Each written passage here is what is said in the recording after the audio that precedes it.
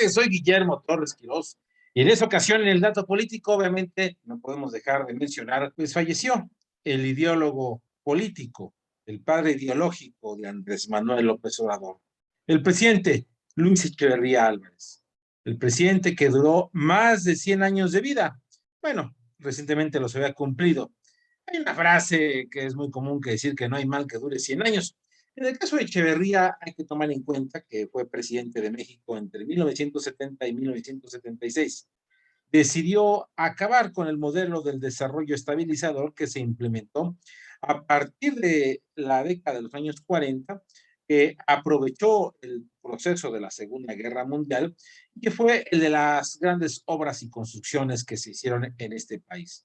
El desarrollo estabilizador que tuvo un crecimiento importante, pero en el que también hay que decir se consolidó el partido hegemónico y de alguna manera el PRI fue consolidando el poder.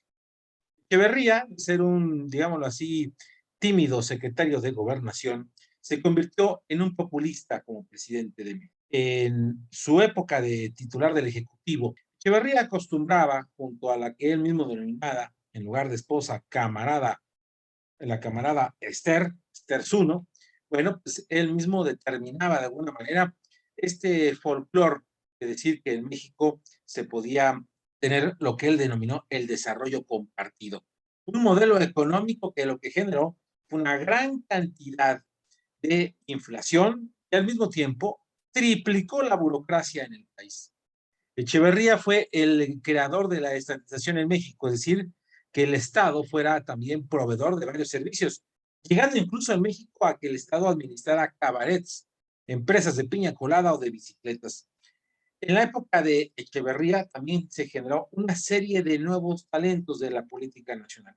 Algunos de ellos sobreviven, como es el caso de Porfirio Muñoz Ledo, y otros obtuvieron sus primeras oportunidades de trabajo, como fue el propio Andrés Manuel López Obrador. Y bueno, este personaje que fue un mítico dentro del populismo mexicano, Echeverría, pues de alguna manera implementó este modelo del nacionalismo revolucionario y dejó, digámoslo así, la semilla sembrada en la mente de una generación que se caracterizó por tratar de que el PRI fuera un partido totalmente populista y cercano a la gente, un poco cercano más a la visión de la izquierda que a de la propia derecha. Y sí, estas figuras que se crearon en la época de Echeverría, como el propio Andrés Manuel López Obrador, han quedado ahora huérfanos. Y bueno, obviamente que no hubo los funerales de Estado. Echeverría cometió uno de los grandes pecados, que incluso fue el único presidente en el siglo XX juzgado de alguna manera por la masacre de los estudiantes del 68 y después por el halconazo, también cuando él ya era presidente de México. De esa manera podemos nosotros entender que Echeverría se convirtió para muchos de estas figuras, de estos políticos, pues un ejemplo porque se les dio la primera oportunidad. Algunos de ellos, al igual que Porfirio Muñoz Ledo, todavía sobreviven en la política, como es el caso de Augusto Gómez Villanueva. Hoy en día, el secretario técnico del Consejo Nacional del PRI y diputado federal, único, por cierto, diputado federal, que apoyó la conformación del grupo de amistad entre México y Rusia y que aplaudió que el presidente Andrés Manuel López Obrador invitara al presidente de Cuba, a Díaz-Canel, hace poco que viniera a México precisamente un 16 de septiembre y después respaldándolo en esa visita que hizo a Cuba por parte del presidente Andrés Manuel López Obrador. Sí, hay muchas similitudes entre una Echeverría que efectivamente no recibió funerales de Estado, pero con lo que sí es con esa política económica y esa visión de nacionalismo revolucionario que trae López Obrador con su autodenominada cuarta transformación. Es un hecho que Echeverría ya murió, sin embargo sus ideas siguen vigentes, siguen vivas. Echeverría soñaba con convertirse en el líder del tercer mundo, en la representación viva en ese momento de Benito Juárez, y de alguna manera de ser el gran interlocutor con los países pobres y los ricos. Por cierto, en su momento, Echeverría tuvo también sus encuentros con el presidente Richard Nixon, con el que le tocó convivir precisamente durante su gobierno.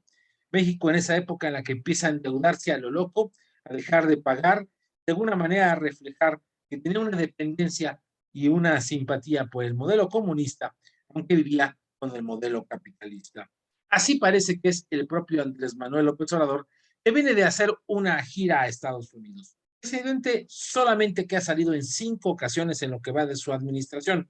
y de las cuales 4 han sido a los Estados Unidos. Una con Trump, una a la ONU, 2 para ver al presidente Biden. Y precisamente la más triste, la más vergonzosa, yo diría la que menos ha pasado en los libros de historia, fue esta última. Es que López Obrador cometió un grave error, que en su momento también cometió el propio Echeverría. Declara la guerra a Estados Unidos al decir que no iría a la cumbre de las Américas. Grave error para estos tiempos y más con un presidente tan débil como Biden, que necesitaba el guiño del propio López Obrador para recuperar los votos del propio Partido Demócrata. Y cada vez ve más difícil que Biden pueda reelegirse y que están pensando en el plan B para que el actual presidente de los Estados Unidos no siga o no busque la reelección. Lo que es un hecho es que López Obrador, en esta visita express hacia Estados Unidos, en la que no se le dio el trato como en otros momentos hubiera él deseado, que de alguna manera se convierte en un tanque de oxígeno, lo será solamente para sus seguidores,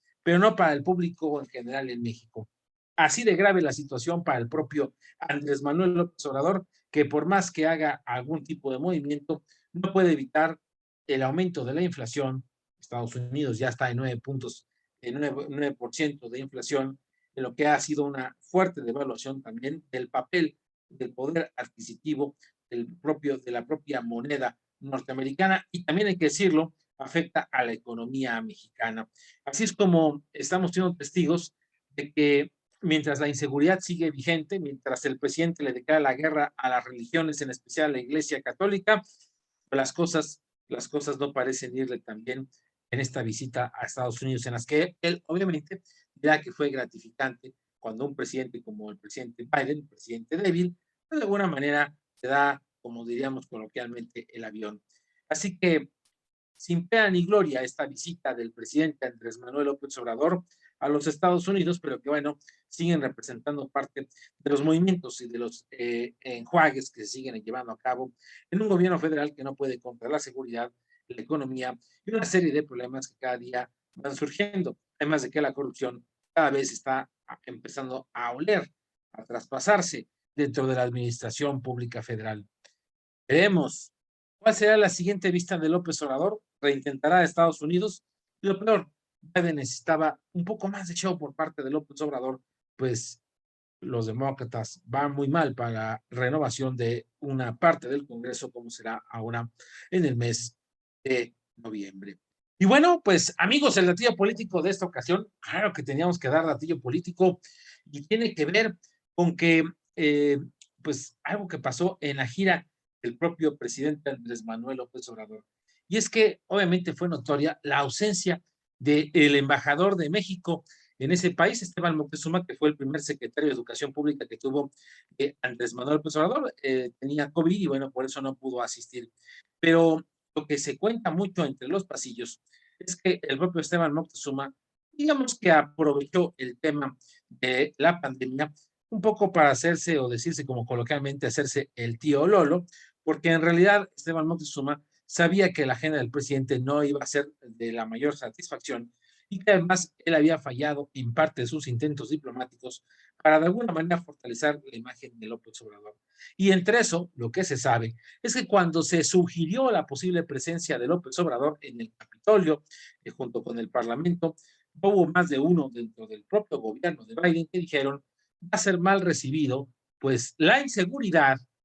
está siendo cada vez un tema de mayor conversación, principalmente entre los republicanos y aquellos aspirantes a seguir en algún cargo público de ese partido político.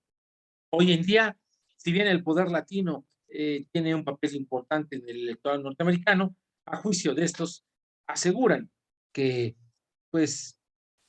la presencia de López Obrador le iba a traer más problemas que beneficios en el propio Capitolio. Y por eso decidieron no llevarlo. Lo que sí es que no sé si veremos a un López Obrador llegar en algún momento a esa tribuna, pero lo que sí es que cada vez son más los que voltean dentro de los Estados Unidos ante el peligro de que se puede desencadenar el fracaso de la inseguridad y brinque a lugares como San Diego en el estado de California, al paso dentro del caso de Texas o McAllen en Tamaulipas. Así de sencillo y así de contundente. Y por eso hay que decir que en este gatillo político sí